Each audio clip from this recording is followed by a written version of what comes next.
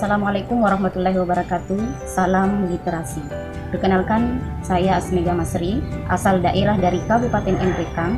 Tempat tugas saat ini adalah di Madrasah Aliyah Negeri Pindrang. Baiklah Bapak Ibu dan pemirsa sekalian, kali ini di tengah-tengah wabah pandemi COVID-19, kita masih bisa berbagi dan share pengalaman melalui online dalam rangka menyemarakkan kegiatan film 2020 atau Festival Online Literasi Masen Rempulu tahun 2020. Kali ini saya dipercayakan sebagai salah satu narasumber dalam kegiatan ini yang mana akan membahas tentang bagaimana kreativitas guru dalam teknologi pembelajaran dan dinamika belajar dari rumah. Baiklah Bapak Ibu dan pemirsa sekalian, ini merupakan tantangan guru dan orang tua, di mana guru dan orang tua ditantang untuk melek terhadap literasi digital atau teknologi, yang mana untuk menyeimbangkan kebutuhan peserta didik di zaman sekarang. Tidak bisa dipungkiri bahwa generasi sekarang tidak sama dengan generasi zaman old atau zaman terdahulu yang biasa kita kenal dengan istilah generasi milenial. Mengapa disebut sebagai generasi milenial? Karena lahirnya generasi ini sama dengan lahirnya teknologi baru yang kemudian banyak mempengaruhi pola pikir dan pola kehidupan generasi zaman sekarang.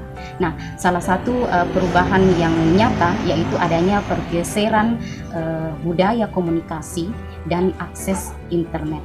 Nah, generasi ini juga menemukan gaya belajar yang baru yang tidak sama dengan generasi zaman terdahulu. Generasi sekarang membutuhkan gaya atau metode belajar yang berbeda, dan guru harus bisa memenuhi kebutuhan tersebut agar bisa masuk dalam dunia anak-anak, dan oleh karena itu guru dan orang tua harus bisa menciptakan gaya belajar atau gaya mendidik anak-anak sesuai dengan tuntutan zaman sekarang. Nah, melihat kondisi ini, apa yang harus dilakukan?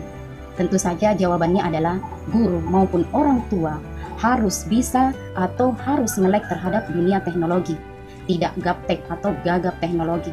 Kemudian harus melek terhadap digital, dan yang paling penting adalah guru maupun orang tua siswa harus memiliki jiwa pembelajar sepanjang hidup atau biasa dikenal dengan sebutan learning literacy. Adapun tantangan guru zaman now, di antaranya adalah yang pertama itu adalah tantangan revolusi industri 4.0, di mana guru atau orang tua harus menjadi guru atau orang tua yang profesional yang mampu memanfaatkan perkembangan teknologi dan informasi secara cepat. Kemudian yang kedua adalah bahwa guru sekarang dipaksa untuk kekinian. Maksudnya bahwa guru tidak hanya atau tidak boleh hanya terpaku pada pembelajaran dalam ruangan kelas, tetapi memanfaatkan segala kondisi kapanpun dan dimanapun bisa melaksanakan proses belajar dan mengajar. Kemudian yang ketiga adalah tantangan metode, di mana seorang guru harus bisa mencari metode pembelajaran yang kreatif dan mampu mengkreatifkan peserta didik. Nah, salah satu yang banyak diperbincangkan sekarang adalah metode yang disebut dengan metode STEM, di mana metode STEM ini adalah salah satu metode yang efektif bisa membawa peserta didik untuk menghadapi tantangan atau revolusi industri 4.0. Nah, metode STEM ini adalah metode yang efektif dan menggabungkan 5 bidang, yaitu sains, teknologi, teknik, seni, dan matematika. Kemudian yang keempat, tantangan yang keempat yang dihadapi oleh guru zaman now adalah tentang menjadi guru atau menjadi agen of change atau agen sebuah perubahan. Nah, di sini guru diharapkan tidak hanya sebagai atau tidak hanya berperan sebagai transfer ilmu pengetahuan atau transfer of knowledge, tetapi juga harus bisa atau harus mampu menjadi agen of change atau agen perubahan dengan tetap menerapkan nilai-nilai dan karakter peserta didik secara berkelanjutan. Dan yang kedua adalah tentang dinamika belajar dari rumah. Seperti yang kita ketahui sekarang, di tengah-tengah terjadinya situasi wabah COVID-19, mengharuskan guru, orang tua, dan peserta didik belajar dari rumah dengan mengalihkan semua proses pembelajaran itu melalui jarak jauh atau daring dengan memanfaatkan laptop atau handphone. Sebenarnya pemerintah sendiri merasa bahwa ini adalah langkah efektif dan solutif untuk memutus mata rantai dari penyebaran virus di lingkungan pendidikan atau lingkungan sekolah. Kemudian semua pembelajaran dialihkan ke rumah melalui berbagai media sosial atau berbagai aplikasi yang dapat dimanfaatkan untuk pembelajaran jarak jauh.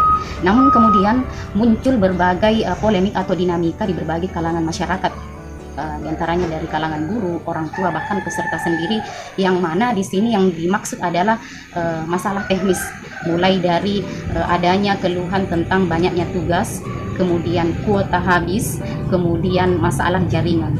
Namun apresiasi terhadap guru, orang tua, dan peserta didik layak diberikan karena cepat dan mampu beradaptasi dengan situasi ini.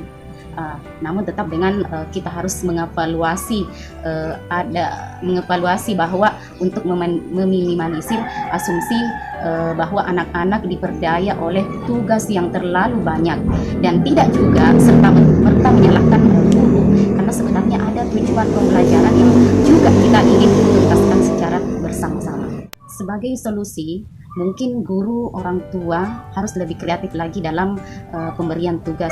Seperti mungkin yang selama ini kita lakukan adalah tugas yang sifatnya tekstual, maka kali ini kita sedikit berubah dengan menggunakan metode pembelajaran yang sifatnya konseptual, di mana mengaitkan pembelajaran dengan kehidupan sehari-hari. Salah satu contohnya mungkin adalah pemberian tugas yang mengintegrasikan kehidupan yang terjadi atau situasi sekarang ini. Misalkan pelajaran bahasa Indonesia, kita beri tugas dengan membuat cerita atau cerpenkah atau puisikah yang ada kaitannya dengan wabah virus COVID-19 ini.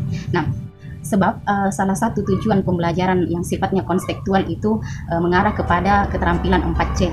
4C itu adalah critical thinking, kreatif, kolaboratif, dan komunikatif. Nah, dengan demikian peserta didik dan orang tua maupun guru diajak untuk melihat dunia nyata dan memviralkannya kepada dunia publik hasil analisis dari belajar mengajar. Namun di sini juga diharapkan kerjasama dari segala atau semua pihak, termasuk pemerintah sendiri, untuk menyusun manajemen pembelajaran yang lebih efektif dan lebih kreatif lagi untuk pembelajaran di kemudian hari. Mungkin itu saja mungkin yang bisa saya sampaikan hari ini. Mudah-mudahan bermanfaat untuk kita semua. Mohon maaf jika ada yang kurang berkenan. Assalamualaikum warahmatullahi wabarakatuh. Salam literasi, sukses untuk film 2020 Festival Online Literasi Mesenrem 10 tahun 2020.